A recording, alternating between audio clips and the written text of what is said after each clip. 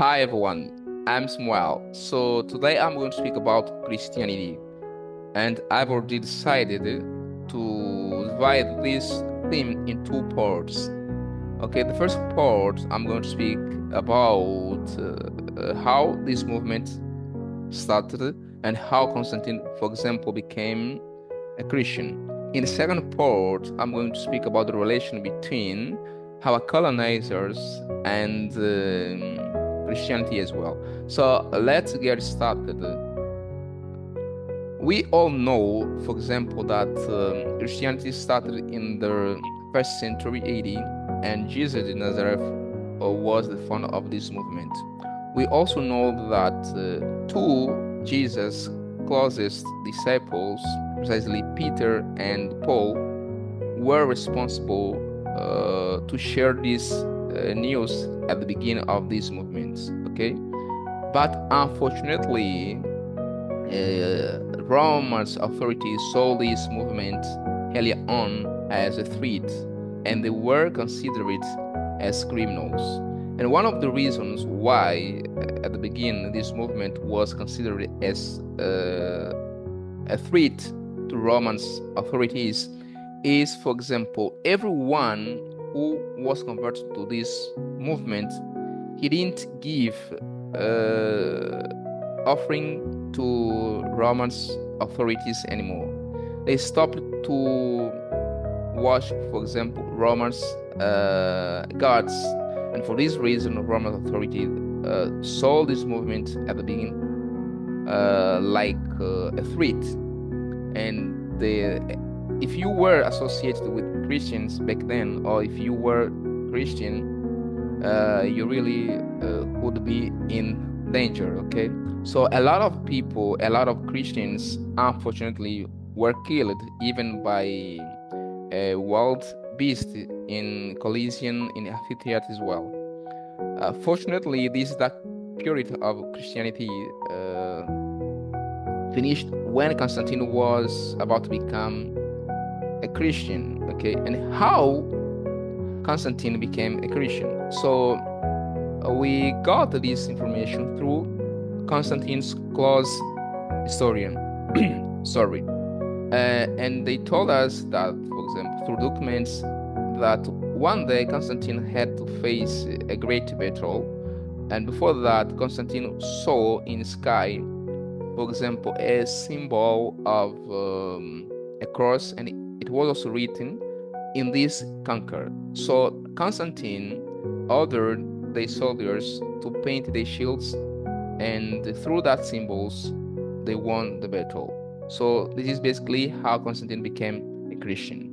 Okay, and we all know that after that, Christianity had a lot of privilege. After that, we all know that Christianity had a lot of rights, and Christianity, through Constantine's influence, Christianity was spread throughout Rome and behind. It was spread widely, we can say that.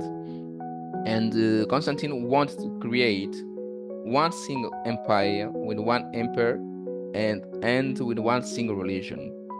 And back then, when Constantine was ruling Rome, if you were, for example, Christian, but if you somehow didn't believe in some doctrines, he he also could kill you. Okay. One, two, if you weren't Christian, he also could kill you. Okay, because Constantine back then wanted just one unified religion. Okay, that's why he helped to create the Council of Nicaea, where they unify Christians' doctrines. Okay, what else? Now, as I said earlier, that I will divide my speech in two parts. Okay, I have some questions about this first part. My first question, and I've already written my question here. My first question is about Constantine's conversion to Christianity. Okay, so my first question is, why weren't there an eyewitness when Constantine saw that symbol in the sky. It seems suspect to me. Okay. Okay, my second question is all about the Council of Nicaea, okay, where they unified Christians' doctrines. My question is, I also wrote here, why do they have to unify Christian doctrines? Okay, why didn't they leave the original texts? It also seems suspect to me.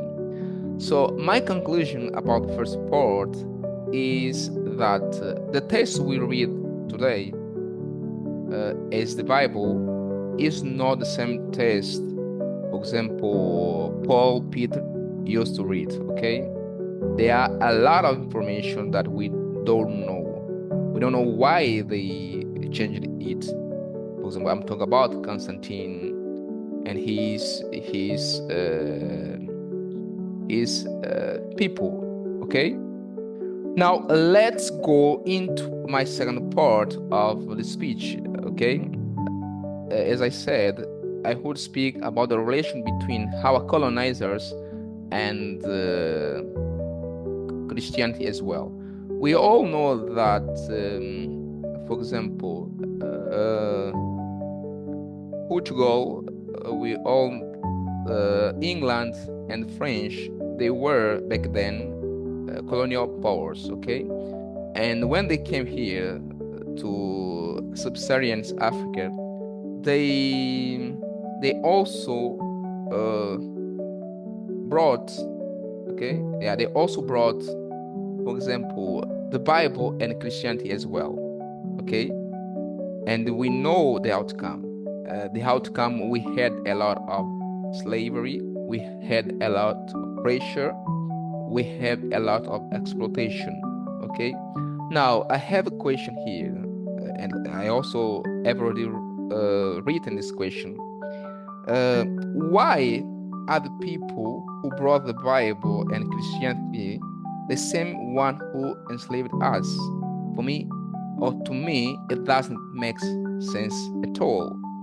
So, let me remind you something. I used to be a Christian, okay, for almost 20 years, okay? Now I have a lot of doubts. If you have answers for my doubts, please help me and write them on comment section below. Bye.